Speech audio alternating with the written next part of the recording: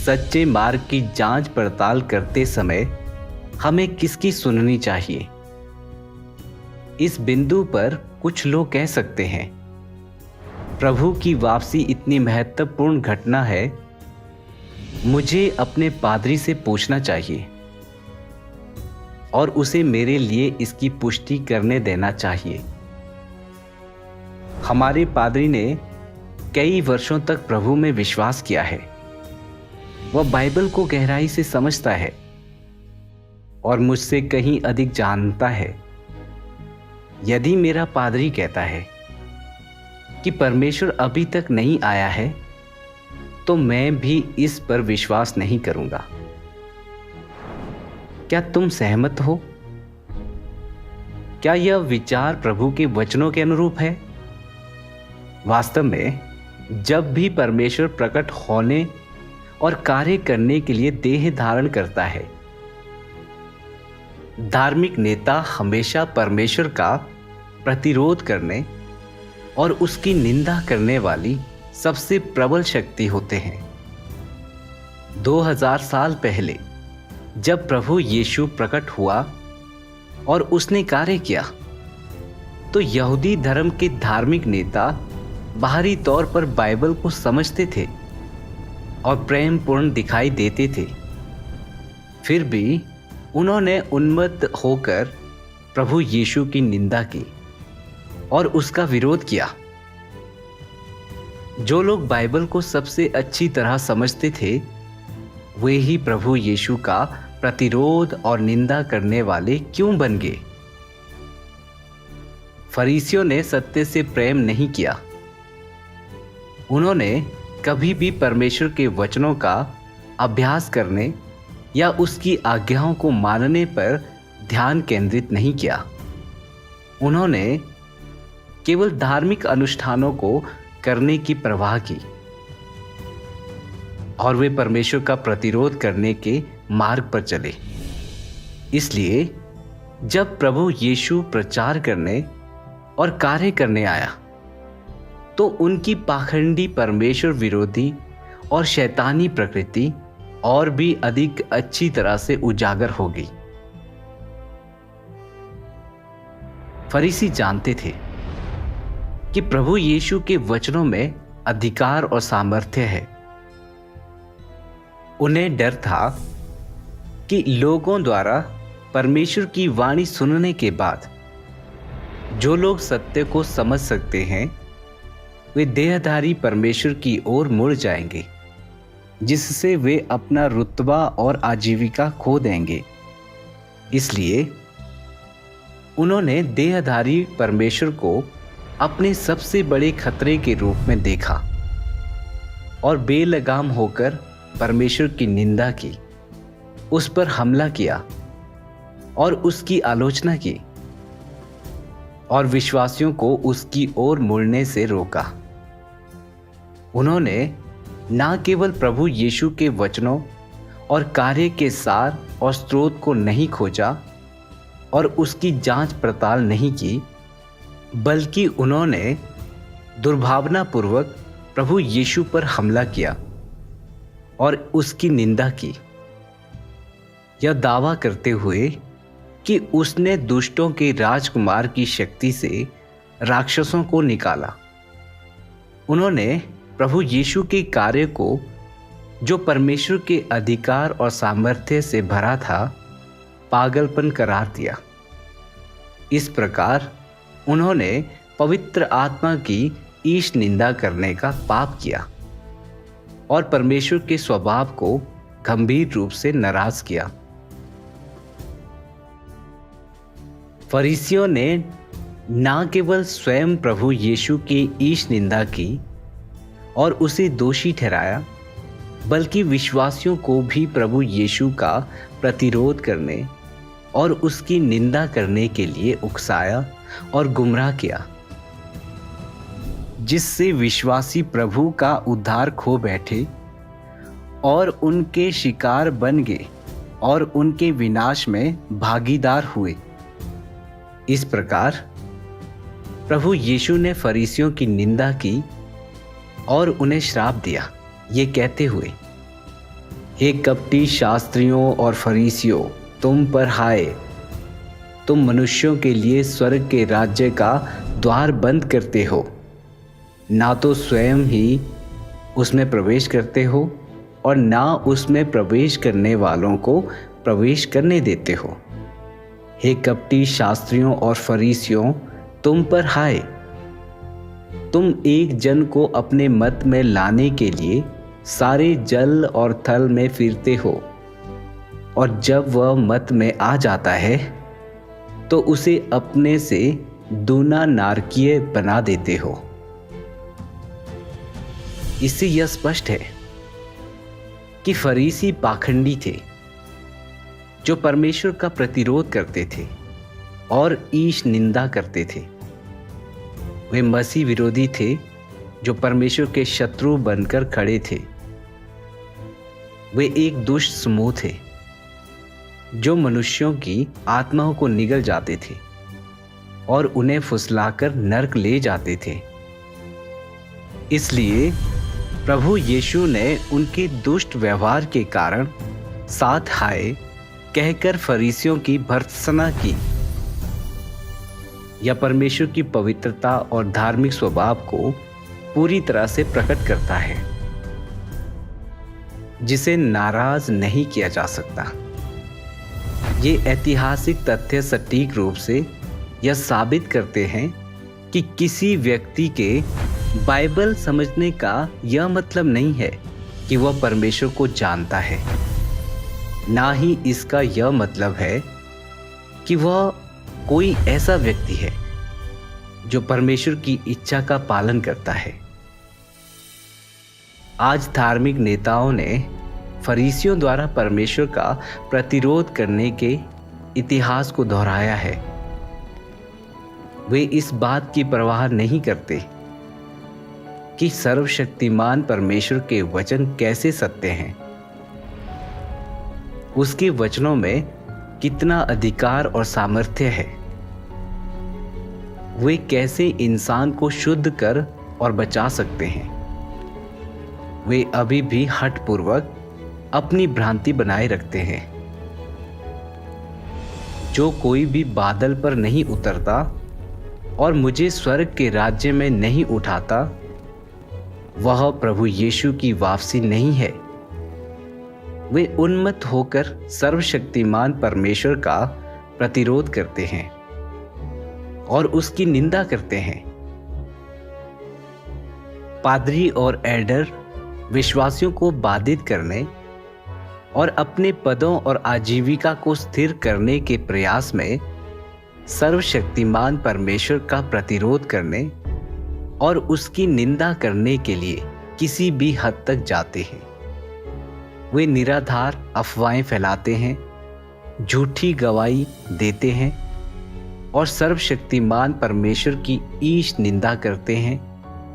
वे कलीसिया को बंद कर देते हैं और विश्वासियों को अंत के दिनों में सर्वशक्तिमान परमेश्वर के कार्य का अध्ययन करने से सख्ती से मना करते हैं। वे केवल नाम के लिए प्रभु यीशु को मानते हैं, फिर भी उन्मत्त होकर सर्वशक्तिमान परमेश्वर का प्रतिरोध करते हैं और उसकी निंदा करते हैं। क्या यह उससे अलग है जब फरीसियों ने मसीहा का नाम तो रखा, लेकिन प्रभु यीशु का प्रतिरोध किया और उसकी निंदा की? क्या उनका सार फरीसियों जैसा ही नहीं है? हट्ठी, घमंडी, सत्य की अवज्ञा करने वाला, सत्य से घृणा करने वाला। वे केवल स्वर्ग में एक अज्ञात परमेश्वर में विश्वास करते हैं और वे देहधारी मसीह का इनकार करते हैं, उसका प्रतिरोध करते हैं और उसकी निंदा करते हैं। वे मसीह के कट्टर प्रतिद्वंदी हैं। क्या वे केवल मसीह का इनकार, निंदा और प्रतिरोध करने वाले मसीह विरोधी नहीं है, जैसा कि बाइबल कहती है? क्योंकि बहुत से ऐसे भरमाने वाले जगत में निकल आए हैं, जो यह नहीं मानते कि यीशु मसीह शरीर में होकर आया, भरमाने वाला और मसीह विरोधी यही है। वे सभी जो देहधारी परमेश्वर को स्वीकार नहीं करते, मसीह विरोधी हैं। वे सभी जो मसीह का प्रतिरोध करते हैं और उसकी निंदा करते हैं, मसीह विरोधी हैं। इसलिए यहूदी फरीसी प्रभु यीशु के कार्य द्वारा मसीह विरोधी के रूप में उजागर हुए। अंत के दिनों में जो धार्मिक अगुआ सर्वशक्तिमान परमेश्वर का प्रतिरोध करते हैं, सभी मसीह विरोधी हैं, जो सर्वशक्तिमान परमेश्वर के कार्य द्वारा उजागर होते हैं। अब सर्वशक्तिमान परमेश्वर द्वारा व्यक्त किए गए वचन सभी के लिए सार्वजनिक रूप से जांच पड़ताल के लिए थे। सभी विभिन्न प्रकार की सुसमाचार फिल्में और वीडियो पहले ही पूरी दुनिया को परमेश्वर के प्रकटन और कार्य की खुले तौर पर गवाही देने के लिए इंटरनेट पर पोस्ट किए जा चुके हैं। इसने धार्मिक समुदाय और सामान्य रूप से मानवता के बीच एक बड़ी हलचल पैदा कर दी है। धार्मिक समुदायों में पादरियों और एल्डरों ने पहले ही बढ़ती प्रवृत्ति देख ली है। सर्वशक्तिमान परमेश्वर के वचन धार्मिक समुदाय और सामान्य रूप से मानवता के लोगों पर विजय प्राप्त कर रहे हैं। कोई भी व्यक्ति और कोई भी शक्ति इसे रोक नहीं सकती। वे चिड़चिड़े हो गए हैं और उन्मत्त होकर सर्वशक्तिमान परमेश्वर का प्रतिरोध और निंदा कर रहे हैं। वे अंत के दिनों में सर्वशक्तिमान परमेश्वर के कार्य को अवैध घोषित करने और अपने सबसे निरंकुश सपनों को हासिल करने की कोशिश कर रहे हैं। धार्मिक समुदायों पर शाश्वत नियंत्रण और परमेश्वर के चुने हुए लोगों पर शाश्वत आधिपत्य, ये तथ्य यह साबित करने के लिए पर्याप्त हैं कि अंत के दिनों में कई धार्मिक पादरी और एल्डर फरीसियों का ही पुनः प्रकटन है। वे मसीह विरोधी हैं, जो परमेश्वर के कार्य में बाधा डालने और उसे नष्ट करने के लिए यथासंभव कड़ी मेहनत करते हैं और विश्वासियों को सर्वशक्तिमान परमेश्वर की ओर लौटने से रोकते हैं। उनके अनगिनत बुरे कर्मों ने पहले ही परमेश्वर के स्वभाव को भड़का दिया है। वे परमेश्वर के धार्मिक न्याय और दंड से कैसे बच सकते हैं? तो हमें इस मार्ग पर कैसे चलना चाहिए? हम सभी बुद्धिमान कुंवारियां बनना चाहते हैं, लेकिन उनकी बुद्धिमानी किस में है? चाहे दुनिया परमेश्वर के कार्य की कितनी भी निंदा करे या धार्मिक दुनिया इसकी कितनी भी आलोचना करे, वे परमेश्वर के वचनों को पढ़ने के बाद यह भेद पहचान सकते हैं कि यह परमेश्वर की वाणी है, यह सत्य है, कुछ ऐसा जिसे कोई व्यक्त नहीं कर सकता था। इसलिए वे बिना किसी हिचकिचाहट के सच्चे मार्ग को स्वीकार करते हैं और प्रभु का स्वागत करते हैं।